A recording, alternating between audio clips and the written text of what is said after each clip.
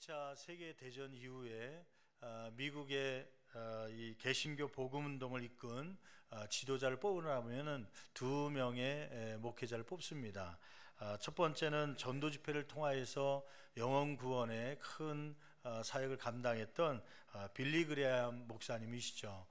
빌리 그레이엄 목사님을 통하여서 많은 이들이 구원받았기 때문에, 또 복음을 받았기 때문에, 그래서 그를 지도자 가운데 한 명으로, 또 이렇게 미국 사회에 큰 영향을 끼쳤던, 또 세계적으로 영향을 끼쳤던 목사님 가운데 한 분을 뽑으라면 빌 브라이트 목사님을 뽑습니다. 빌 브라이트 목사님, 그러면 이 빌리 그레이엄 목사님에 비하면 많이 알려져 있지 않은, 또 익숙하지 않은 이름인데, 근데 그분이 창립한 단체를 이야기하면 다들 알 거예요. 이 빌 브라이트 목사님이 창립한 단체는 세계 대학생 선교회라고 해서 CCC라고 많이 불리지요. 대학생 선교를 앞장서 하고 있는 그러한 단체입니다. 우리나라에도 CCC가 들어와서 대학생 선교에 앞장서고 있는데, 이 빌 브라이트 목사님이 대학생들에게 어떻게 하면 쉽게 말씀을 전파할 수 있을까, 복음을 전할 수 있을까, 그렇게 고민하는 가운데 하나님께서 영감 주셔서 전도지 하나를 만들었지요. 그 가운데 하나가 사형리라고 하는 것입니다. 사형리. 사형리에 보면 빌 브라이트 목사님이 만든 사형리 안에 보면 세 종류의 사람에 대한 모습이 나오죠. 우리가 종종 보기도 하는 그림인데 다시 한번 우리 확인해 볼까요? 먼저 첫째는 비그리스도인이라는 부류입니다. 예수님을 마음 가운데 모시지 않은 사람이죠. 한번 그림으로 보여주실래요? 동그란 마음에 동그란 마음이 있는데 그 안에 의자가 있습니다. 왕자라고 부르지요. 이 비그리스도인이라고 부르는 이러한 부류들은 이 십자가, 예수님이 마음 안에 있습니까? 바깥에 있습니까? 마음 바깥에 있죠. 아직 예수님을 마음 가운데 영접하지 못한 사람들, 비그리스도인입니다. 또 두 번째 소개하는 그림은 예수님이 이제는 마음 가운데 들어왔지만은, 그러나 여전히 이 왕자, 마음의 주인의 자리에는 내가 앉아 있는 모습이죠. 이런 사람들을 가리켜서 뭐라고 부르냐면 육신에 속한 그리스도인이라고 부릅니다. 예수님이 영접되어서 들어오긴 들어왔지만 육신이 주인 되어서 살아가고 있는, 예수님은 그냥 단지 손님으로 와 있는 그러한 마음이죠.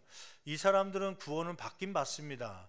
그러나 삶 가운데 주의 뜻대로 살기보다는 내 뜻대로 혹은 정욕대로 사는 모습들이 많기 때문에 삶의 모습들이 질서가 잡히지 않고 때로는 넘어졌다 올라갔다, 그러한 모습들이 많지요. 분주하고 복잡한 삶을 살고 있습니다. 세 번째 부류의 사람입니다. 세 번째 부류의 사람은 예수님이 마음 가운데 영접되었을 뿐만 아니라 왕자의 자리에 누가 앉아 있는 거예요?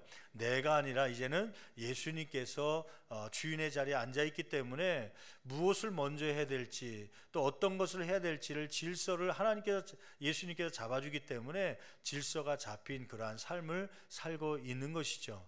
여러분, 이렇게 비그리스도인, 두 번째는 육신에 속한 사람, 세 번째는 성령에 속한 사람, 세 부류의 사람이 있다면 여러분은 어떠한 사람이 되기를 원합니까?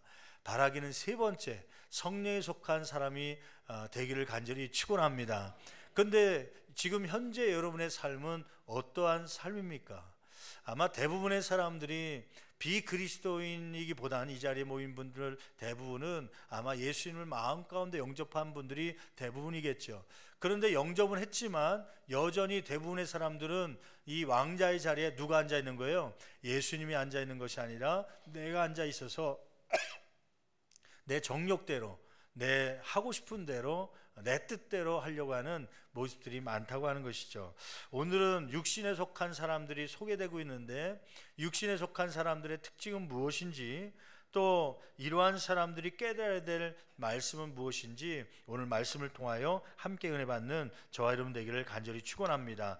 먼저 첫째로 오늘 본문에서 육신에 속한 성도의 특징은 무엇이라고 말씀하고 있습니까? 13절 말씀 보니까 그들은 하나님을 배제하고 자기가 원하는 대로 인생을 계획하죠. 13절 말씀 같이 봉독합니다.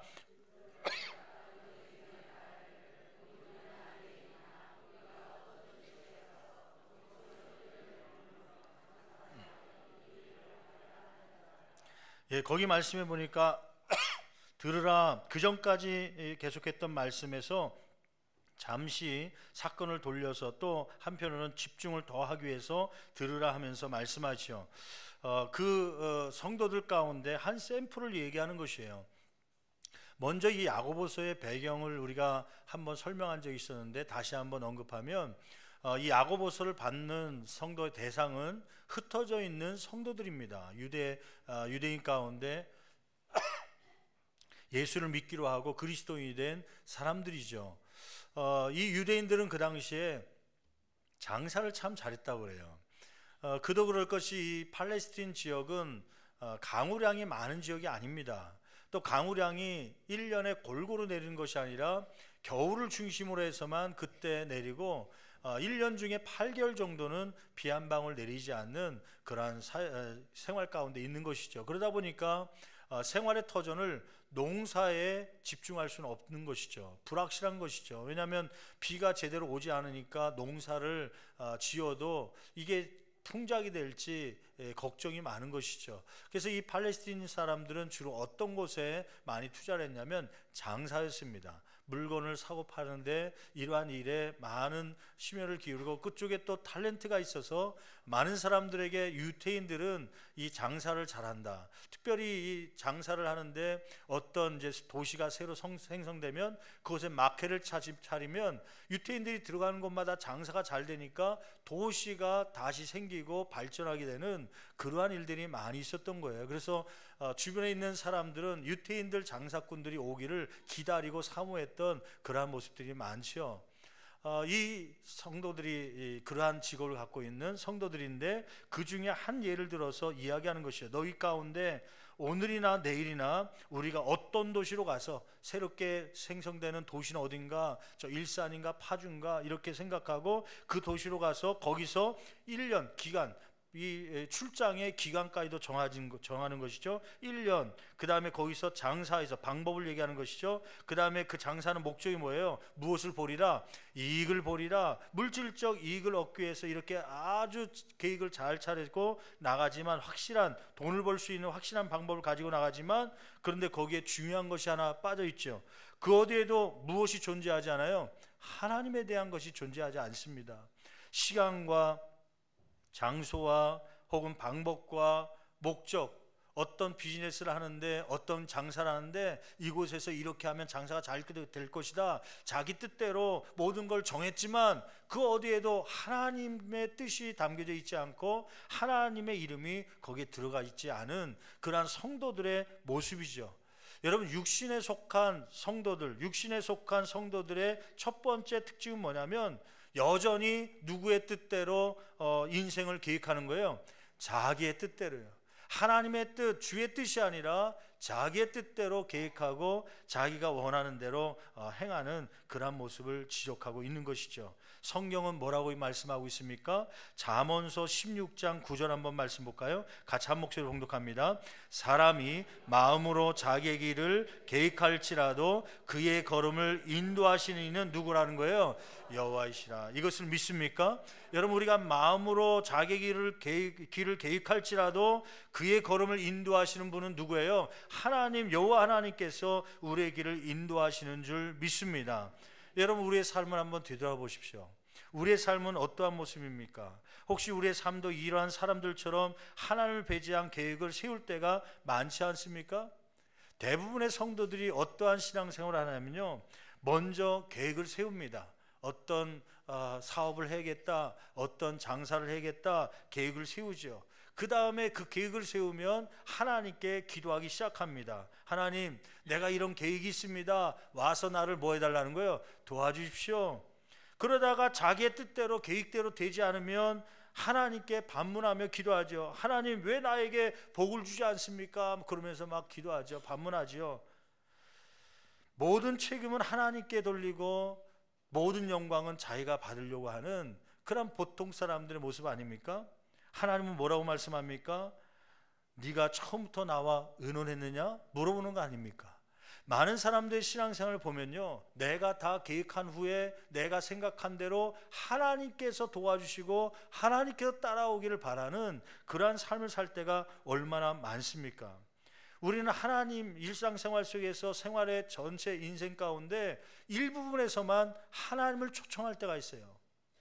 어느 때냐면 인생의 공경을 당할 때, 내가 고칠 수 없는 질병을 당할 때라든지, 내가 할 수 없는 일을 만났을 때라든지, 혹은 교회 와서 기도하고 찬양할 때는 누굴 불러요? 하나님을 부르지요. 하나님 도와주세요. 하나님 임재해 주세요.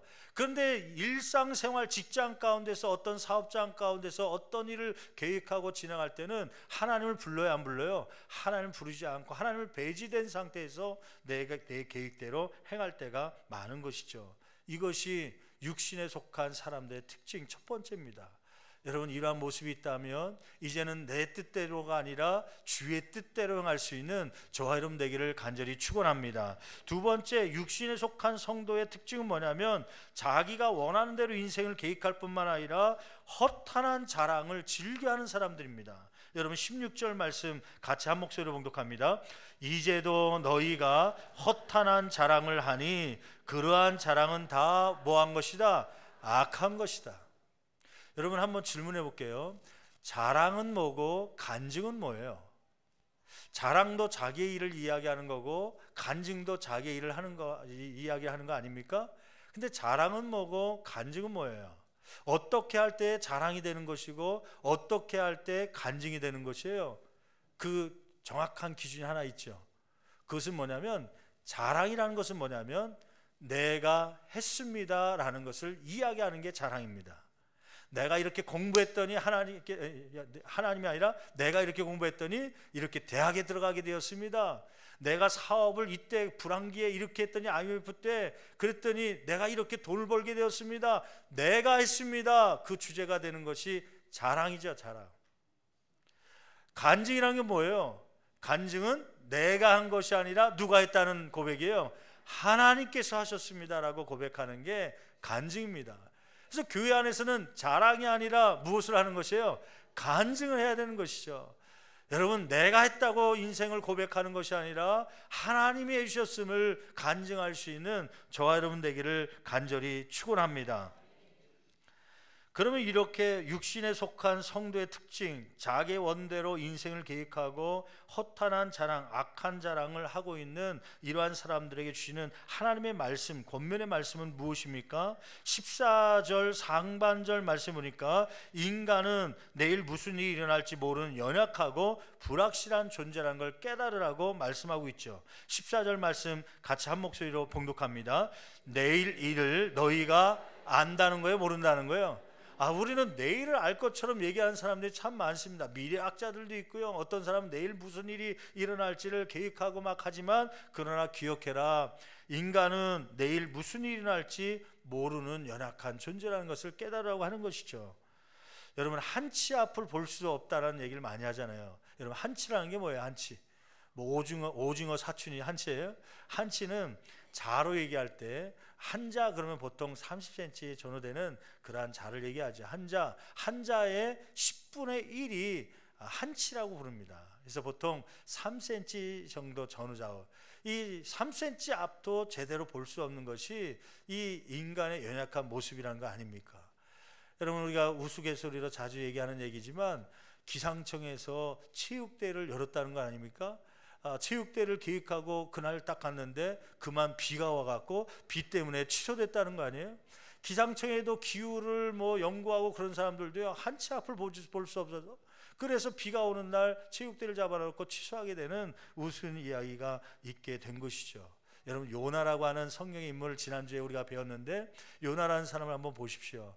요나가 한치 앞을 알았다면, 하루를 알았다면요, 여러분, 그 폭풍 속에 빠져들어갈 그 배를 돈 주고 타겠습니까? 떠나려는 배를 붙잡아 놓고요, 돈값을 주면서 그 배를 올라타갖고요, 니느웨로 가라오는 하나님의 말씀을 거역하고 다시스로 가다가 그만 폭풍을 만나서 물속에 빠져서 물고기 속에 들어가는 건 아닙니까? 내일을 모르기 때문에 폭풍에 빠져들어갈 그 배에 올라타게 되는 것이죠.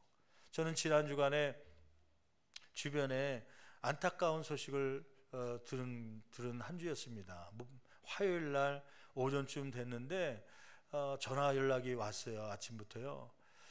우리 교회에 돌아가셨지만 정주원 장로님, 한각희 권사님은 살아계시고, 우리 정주원 권사님 가정에 따님이신 정명옥 선생님이라고 있어요.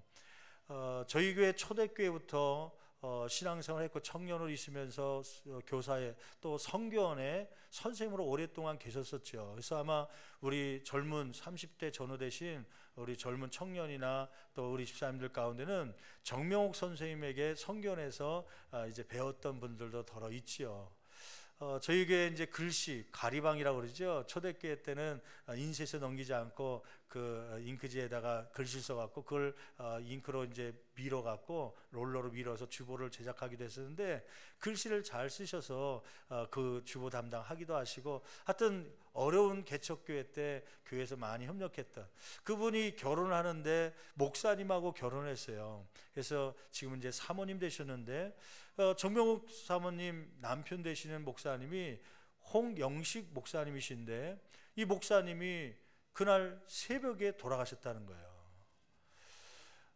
그 이제 장례 식장에 가봤더니 그 처제 되신 가족들이 그래요. 목사님 참 허무합니다. 그 전날까지도 새벽 2시까지도 오래간만에 만난 처제 식구들하고 새벽 2시까지 떠들고 이야기하고 잤는데, 아침에 일어났더니 이 심근경색, 이 혈관이 막혀갖고요, 심장에 뛰지 못하니까 이게 뇌출혈인지 아니면 심근경색인지 정확하게 나오지 않았지만 그 전에 조금 연약한 그런 것이 있어서 아마 그런 질병으로 돌아갔을 거다 추측을 하고 그냥 그렇게 장례를 치렀는데, 이게 아침에 일어났더니 그래서 이 구급차로 이동하는 중에 돌아가셔갖고요, 그래갖고 장례를 맞이하게 된 것이죠.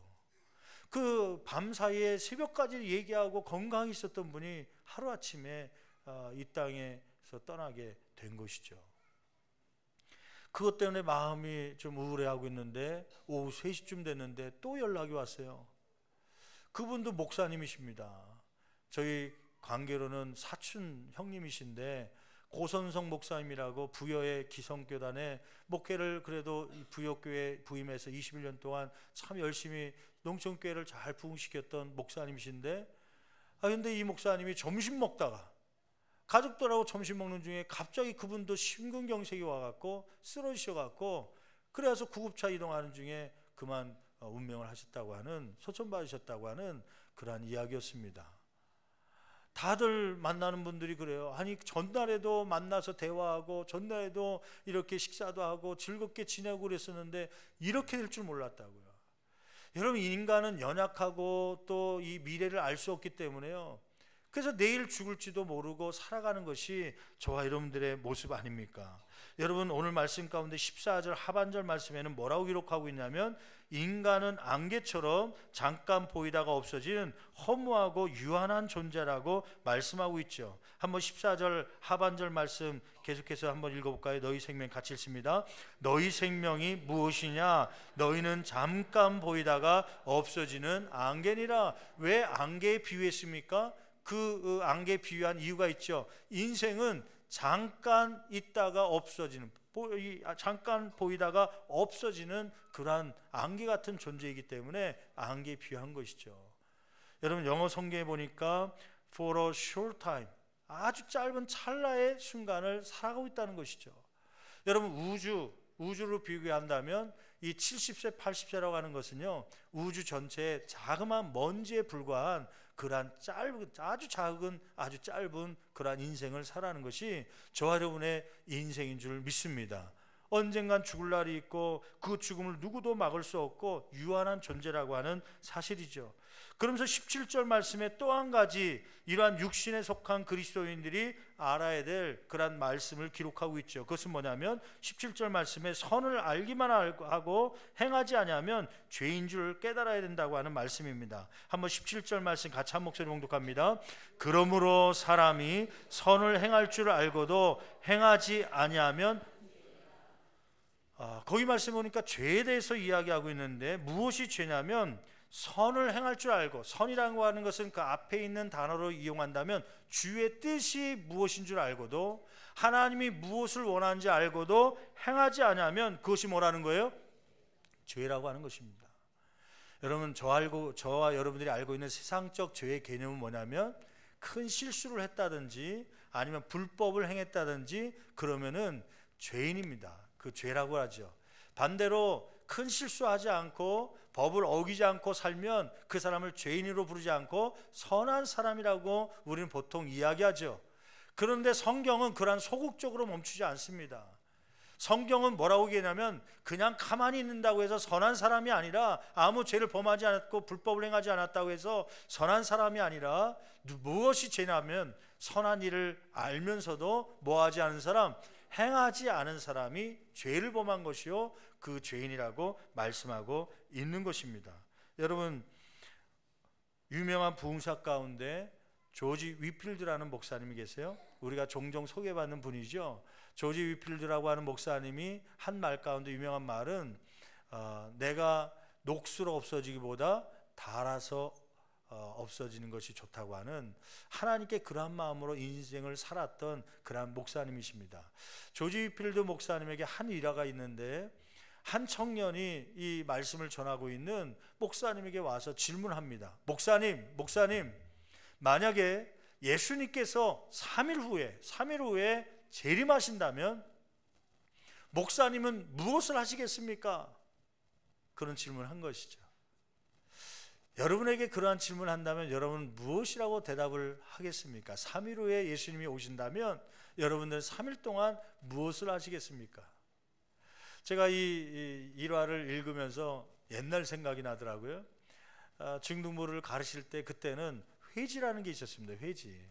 그래서 매년마다 연말쯤 되면 중등부 아이들이 시나 꽁트나 혹은 편지나 간증문이나 수필이나 일기문이나 이런 걸 써갖고요. 그래서 그걸 모아서 그래서 책을 낸 게 회지죠. 신월지라고 불렀는데, 그런 회지를 매년마다 만드는데 몇 년 전부터인가 이것이 끊어져 갖고 요즘에는 애들이 이 문학적인 거에 귀찮아서 그런지 잘 쓰지 않더라고요. 그때 그 회지를 만들면서 항상 빠짐없이 했던 게, 그리고 궁금했던 것, 보고 싶었던 그 파트가 하나 있었습니다. 그것은 뭐냐면 앙케이트 파트였습니다. 앙케이트 파트. 거기는 이름, 별명, 그리고 거기에 또 질문에 답하는 그런 내용인데요. 내가 좋아하는 애가 혹시 뭐라고 썼는가 그거 보려고요. 관심을 가지고 앙케이트를 많이 하기도 했죠. 그 가운데 질문이 하나가 뭐였냐면 이 비슷한 질문이었던 것 같아요. 만약 내일 지구에 종말이 온다면 당신은 무엇을 하시겠습니까? 그러한 질문이었어요. 어떤 아이들은요, 시험 준비하냐고 막 피곤했던지 내일 예수님이 재림하고 종말이 온다면은 나는 하루 종일 잠잘 것이다, 그렇게 쓴 친구들이 있더라고요. 어떤 친구들은 효심이 있는 사람인지 효심이 있었던 자녀인지 내일 예수님이 재림한다면 오늘 하루 종일 부모님께 효도하고 그런다는 얘기도 하더라고요. 어떤 친구들은 먹는 것에 한이 맺혀 있었는지 만약에 내일 재림하고 종말이 온다면 맛있는 거 음식점 가서 먹고 오겠다, 그렇게. 어떤 친구들은 사랑하는 사람과 마지막 하루를 보내겠다, 그런 이야기를 쓴 사람이 있더라고요. 만약에 이 조지 위필드 목사님에게 질문했던 것처럼 여러분에게 3일 후에 예수님이 재림한다면 여러분은 무엇을 하시겠습니까? 이 조지 위필드 목사님이 이런 대답을 해요. 청년, 나는 만약에 3일 후에 예수님께서 이 땅 가운데 오신다면 기도하는 마음으로 내가 3일 동안 하려고 했던 계획했던 일들을 계속해서 그 일을 할 것일세. 저는 그 대답을 보고 깜짝 놀랐습니다. 대부분의 사람들은요, 대폭 수정을 합니다. 스케줄을요. 스케줄 표를 보고 내일 만나려고 했던 이 사람 만나면 안 되지, 혹은 또 이러한 일을 했던 거 그 일을 하면 안 되지, 그러한 장소에 가면 안 되지, 대폭 수정을 하죠. 여러분, 예수님이 3일 후에 오는데 스케줄이 대폭 수정되었다는 것은 하나님이 기뻐하시는 일을 하고 있었다는 거예요? 하나님이 싫어하는 일을 하고 있었다는 거예요? 대부분이 싫어하는 일을 하고 있었다는 증거입니다.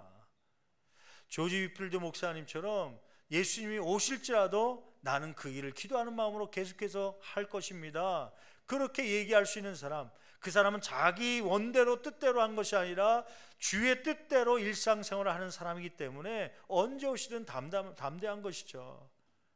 애들이 어느 날 자기 방을 청소하고 정신이 없습니다.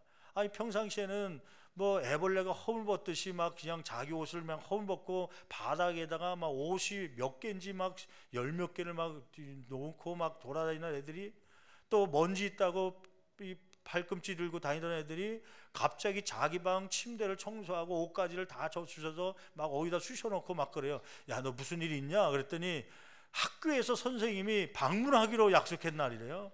요즘에는 선생님들이 학교를, 중학교에서 집에 방문해 갖고 어떻게 살고 있는나 이렇게 말로만이 아니라 직접 와서 이제 보고 확인하고 가는. 그래서 이제 가정통신문이 안 그래도 한 일주일 전에 왔거든요. 학부모님께 해갖고 아이들 시간대 어느 시간이 좋은지 부모님이 안 계셔도 되니까 그 시간에 잠깐 5분 10분 보고 가겠습니다, 그런 통신을 왔었는데, 내일이 그날이니까 이 아이들이 밤중에 갑자기 청소하냐고요. 평상시에 청소된 사람들은 누가 손님이 오더라도 별 분주함이 없습니다. 그런데 막 대청소가 시작되고 예수님이 재림한다는데 스케줄이 3일치가 막 대폭 수정이 된다면 평상시에 주의 뜻대로 살고 있지 않은 모습이라는 증거지요. 여러분, 저와 여러분의 삶은 평상시 일상생활이 주의 뜻대로 살아갈 수 있는 저와 여러분 되기를 간절히 축원합니다. 여러분, 선을 아는 것으로 그쳐서는 안 됩니다. 선을 아는 것으로 만족해서는 안 되지요. 오늘 말씀 가운데 보면 선을 알되 그것을 어디까지 가야 된다는 거예요? 행함까지 가야 된다고 말씀하고 있는 것이죠. 여러분, 한번 질문해 볼게요. 왜 선을 알면서도 행하지 않습니까? 선이 잘못됐기 때문입니까? 선을 행하기에 힘들기 때문에, 물론 힘든 것도 있죠. 그런데 사탄은 이 선을 알고 있는 교회와 선을 알고 있는 성도들에게 무슨 말로 우리를 유혹하냐면요, 그 선을 행하지 못하도록 막냐면 이 다음에 라는 단어로요.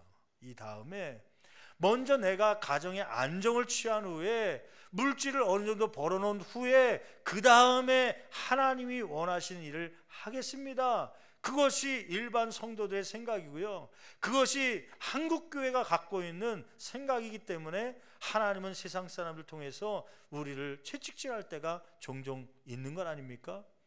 여러분, 한국교회가 선한 일을 모르기 때문에 그렇습니까? 한국교회가 선한 일을 교회 안에 분주함 때문에요. 교회 안에 카페도 만들어야 되고, 교회 안에 의자도 또 새롭게 놔야 되고, 그 교회 안에 성도들 챙겨줘야 되고, 성도들 생일 선물도 줘야 되고, 이러한 분주함 때문에 교회 바깥으로 나가지 않기 때문에요. 그래서 한국교회가 욕먹고 있는 것 아닙니까? 제가 지난주 감사했던 것 중에 하나는 양서중학교 아이들 10명하고 또 선생님들 한 4-5분하고 그다음에 교장 선생님이 찾아오셨어요. 그 이유는 우리가 매 학기마다 우리 양서중학교에 장학금을 전달하고 있거든요. 이번 2016년도 상반기에도 한 200만 원의 헌금을, 저와 여러분들이 쓰고도 부족한 물질이지만 그래도 우리는 배우지 못했지만 다음 세대만큼은 물질이 없어서 못 배우는 것이 아니라 조금이라도 힘단까지 도와서 배울 수 있도록 하나님의 일꾼을 세우겠다, 그러한 생각 때문에 1,000원, 5,000원, 만원, 5만원 여러분들이 모아준 예물들이 이렇게 장학헌금으로 드려지는 것이죠. 물론 장학헌금으로 드려지는 예물 그것 가지고는 우리가 장학생들을 세우고 혹은 양서중학교에 장학금을 전달할 수가 없습니다. 그래서 장학금이 한 30%라면 일반 헌금의 70%를 붙여갖고 그래서 이제 이러한 장학사역을 하는 거 아닙니까? 그래서 이제 200만 원을 이제 드렸더니 거기에 이제 교장 선생님이 장로님이시거든요. 영등포 성결교회 장로님이신데 장로님이 연락이 왔어요. 1년 전에. 목사님, 이렇게 교회에서 좋은 일 하시는데 이것을 그냥 숨어서 하기보다는 지금은 이 선생님들에게, 학생들에게 교회가 이러한 일을 하고 있다는 걸 보여줘야 될 때입니다. 이걸 못 보니까 자꾸 교회가 잘못되고 이제 비판만 하기 때문에 그럴 필요성이 있습니다. 그래서 그러면 교장 선생님이 원하신 대로 하십시오. 그랬더니 이제 이 아이들을 10명, 각 반별로 학년별로 10명을 뽑아갖고 이제 데리고 오신 거예요. 그래서 이제 이 교회에서 이제 장학금을 전달하고 그러는 것이죠.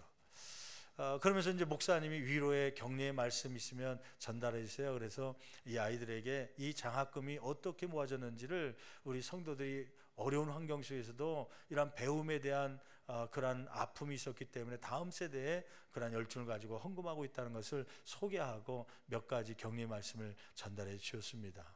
그러면서 그 교장 선생님이 그래요. 그 아이들에게, 여러분, 이렇게 우리 양서중학교 옆에 있는 이 신월동 교회가 이러한 좋은 일을 하고 있습니다. 그러면서 소개하면서 거기 모인 선생님들이 고개를 끄덕거리면서 과거보다 요즘에 양서중학교 선생님들이나 학생들이 기독교에 대해서, 교회에 대해서 긍정적인 그러한 생각을 갖고 있다고 하는 그러한 평가를 말씀을 해주시더라고요. 그래서 이 장학금을 전달해 주면서요, 마음 가운데 기쁨이 있더라고요. 보람이 있더라고요. 왜요? 이것은 내 뜻이 아니라 주의 뜻대로 교회가 가고 있는 방향이기 때문에요. 그래서 우리 가운데 기쁨이 있고 보람이 있고 훗날에 주님 앞에 섰을 때 이러한 일에 대한 칭찬과 상급이 저와 여러분 가운데 있게 될 줄 믿습니다. 여러분, 교회의 자랑은 건물의 크기가 되어서는 안 됩니다. 교회의 자랑은 교회 안에 성도의 숫자가 몇 명이나가 자랑이 되어서는 안 되는 것이죠. 여러분, 교회의 자랑은 어떤 유명인이 교회에 있다고 해서 그것이 자랑이 되어서는 안 됩니다. 교회의 자랑은 우리 교회가 주의 뜻에 따라서 어떠한 일을 하고 있는지가 저와 여러분의 교회의 자랑이 되어야 될 줄 믿습니다. 지역아동센터를 우리가 이제 개설하고 이제 지난 주간에 여러분 기도해 주셔갖고 용도 변경이 은혜 가운데 마무리됐어요. 용도 변경하는 것도 한 200만 원 들더라고요. 이제 이번 달 안에 저희들이 해야 될 것이 이제 신청해서 이제 허가받는 것인데, 이미 구청에서는 다 양쪽을 보여주면서요, 지난 주간에 와서 보더니 구청 직원들이 이 양천구 안에, 아마 서울시 안에도 포함될 것 같은데, 양천구 안에 목동에도 지역아동센터도 있고, 화곡동은 강서구죠. 이쪽에 신정동도 있는데, 이 지역아동센터, 양천구 지역아동센터 가운데 우리 신월동 교회가 제일 잘 해놨다고 놀래하더라고요. 저 교육관에 있는 지역아동센터 가보더니 예전에는 이런 모습이 아니었는데 이렇게 변했냐고 너무 고맙다고 오히려 고마워하더라고요. 그러면서 칭찬하시면서 가셨어요.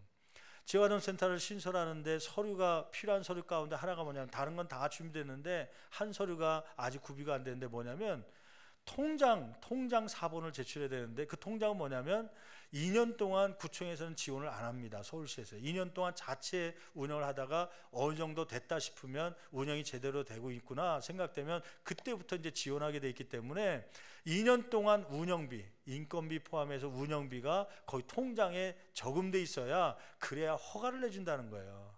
그래서 그러면 그 최소 그 비용이 얼마 정도 통장에 있어야 되는가 한번 우리 시설장님을 통해서 알아보라 그랬더니 9,700 몇만 원, 그래서 약 1억 정도가 이 운영비로, 2년 동안의 운영비로 최소한 1억 정도의 금액이 통장에 입금돼 있어야, 그래야 허가를 내준다 그래요.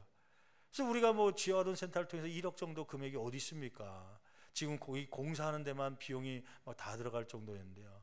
그래서 다시 한번 숙제를 내줬죠. 문의 좀 해봐라. 무슨 문의냐면 1억이 지금 당장은 있지 않지만 우리 성도님들이 헌금하고 그러면 매달 한 500만 원 정도를 지원할 수는 있으니까 그 성도들이 보장할 테니까 그거 이렇게 보장한 걸로 해갖고 보증쓴 걸로 해서 그냥 허가 내주면 안 되는가, 그렇게 한번 문의해봐라 했더니 거기서도 좀 알아본다고 그러고 좀 기다리는 중에 있습니다.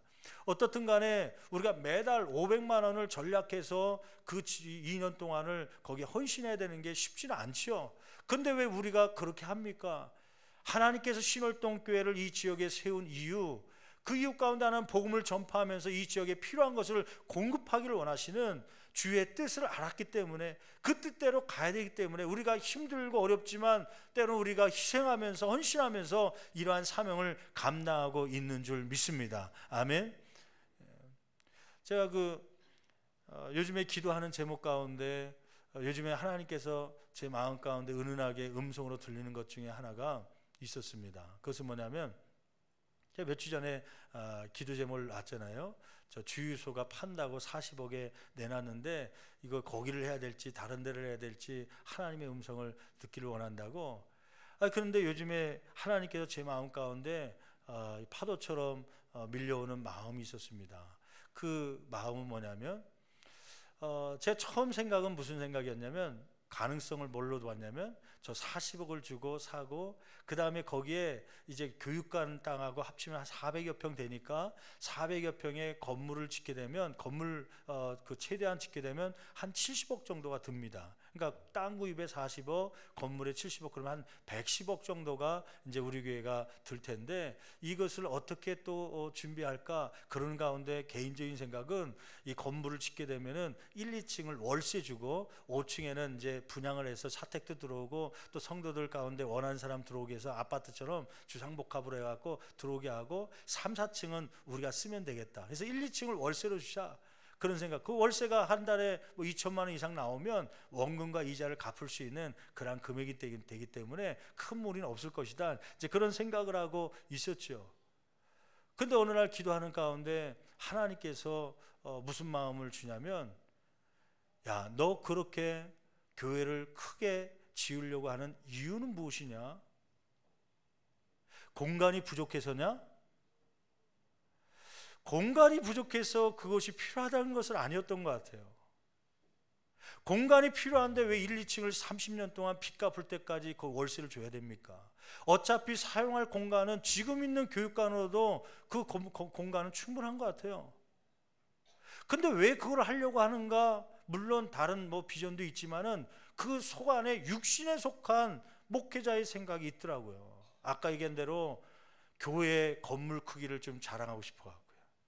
목회자들 만나면 교회가 얼마나 큰지, 또 이것이 우리 건물이라는 것을 성도들도 자랑하고 싶고 자부심을 갖게 하려고. 근데 그 자랑하기 위해서 20년 30년 동안 그 부채를 갚기 위해서 애쓰고 힘써야 되는 고통 가운데 어떤 분은 부담돼서 떠나는 사람이 있고, 그런 행복한 목회를 위해서 그걸 하려고 하는데 20, 30년 동안에 행복한 것이 아니라 빚 갚느냐고 쪼달리고 허리를 졸라매고 고통 가운데 어떤 분들은 떠나는 사람이 생기고, 그러는 게 행복한 목회인가? 결국은 육신에 속한 개인적인 욕심이 거기에 있는 것이 아닌가, 저를 뒤돌아보게 된 것이죠. 그럼 이제 요즘에 하나님께서 저에게 보여주시는 자꾸 주변에서 들리는 것이 무엇이냐면, 개척교회는 아닌데요, 한 50명 100명 수준에 있는 교회인데 빚이 3억 4억 때문에요. 교회를 짓다가 빚을 졌는데 그것을 성도들이 갚지 못해서 목회자가 떠나야 되고, 혹은 문제가 생겨서 성도들이 떠나서 교회가 어려운 가운데 문을 닫아야 되는 처지에 있는 교회들이 두세 교회가 막 들려오는 거예요, 한 주 사이에. 그러면서 갑자기요 비교하게 되는 거 있죠. 그 40억 주고 이 주유소 땅을 매입하는 그 40억 가지고 이 교회들 보니까 얼마 빚졌길래 그렇게 교회 문을 닫아야 됩니까? 성도들은 한 50명 안팎인데 교회를 아름답게 줘놓고 막 문을 닫아야 되는데 도대체 얼마 빚입니까? 그랬더니 보통 3억 안팎이에요. 3억 안팎. 4억, 넉넉하게 4억이라고 치고 그 4억의 빚만 갚으면요, 그 교회는 빚 없는 교회가 돼서 그 지역에 장작교회로 세워줄 수가 있는 것이죠. 그러면 40억 들어서, 물론 40억으로 건물 다 지을 수는 없는 거고 땅만 구입하는데 40억인데, 그 땅 구입한 40억으로 만약에 이러한 교회들을 도울 수 있다면은, 세울 수 있다면은, 문을 닫는 교회를 다시 열 수 있도록 한다면 몇 교회를 도울 수 있는 게 4억씩 든다면 10교회를 세울 수 있는 거 아닙니까? 어떤 것이 하나님의 뜻인가? 어떤 것이 주의 뜻인가? 하나님이 기뻐하실 일이 어떤 것인가? 여러분, 요즘 한국교회는 자기 몸을 불리는데 너무 정신이 없고 자기의 어떤 성도 수를 늘리는 데만 집중하고 있기 때문에 비판을 받고 때로는 하나님이 슬픔을 갖고 있는 것 아니겠습니까? 여러분, 우리 교회는 하나님이 원하시는 뜻대로 쓰임받고 성장하는 그러한 교회가 되기를 간절히 축원합니다. 때로는 그 일을 하기 위해서 때로는 우리가 헌신할 수도 있고 때로는 희생할 수도 있지만, 그것이 주의 뜻이라면 주님께서 이 땅을 사는 동안 때로는 우리가 쪼달리면서 할지라도 기쁨을 줄 것이고 보람을 줄 것이고, 훗날에 주님 앞에 갈 때는 주님께서 칭찬과 함께 상급을 줄 줄 알고요, 이러한 것을 바라보며 나갈 수 있는 저와 여러분 되기를 간절히 축원합니다. 여러분, 누가복음 12장 47절 말씀 볼까요? 오늘 말씀 맨 마지막 구절인데, 누가복음 12장 47절 말씀에 보면 이렇게 예수님께서 우리에게 말씀하고 계시죠. 우리 한 목소리로 같이 읽어보겠습니다. 주의 뜻을 알고도 준비하지 아니하고 그 뜻대로 행하지 아니한 종은 많이 맞을 것이요. 여러분, 성도 가운데도 육신에 속한 그러한 성도가 있어서, 교회 가운데도 육신에 속한 교회가 있어서요, 주의 뜻을 알고도 행하지 않았기 때문에 맞는 성도요, 맞는 교회가 있을 수 있다는 것이죠. 저는 그래서 이 말씀을 묵상하는 가운데 오늘 전체적인 말씀은요, 내가 아무리 어디에서 돈을 벌고 어떠한 일을 하고 시간과 장소와 방법과 목적을 아주 짜임새 있게 계획했을지라도 그곳에 하나님이 원하시는 주의 뜻이 없으면, 하나님이 원하시는 일이 아니면 아무것도 아니라는 이 말씀을 통하여서 저와 여러분들, 또 우리 교회가 다시 한번 되새기면서 주의 뜻을 따라 살아갈 수 있는 성도요, 목회자요, 교회가 되기를 간절히 축원합니다. 기도하시겠습니다.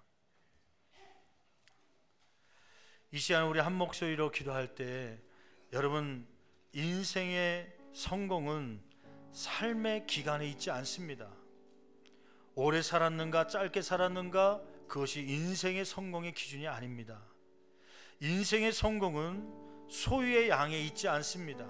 얼마나 많이 소유했는가, 혹은 가졌던 물질을 잃었는가, 그것이 인생 성공과 실패의 기준이 아닙니다.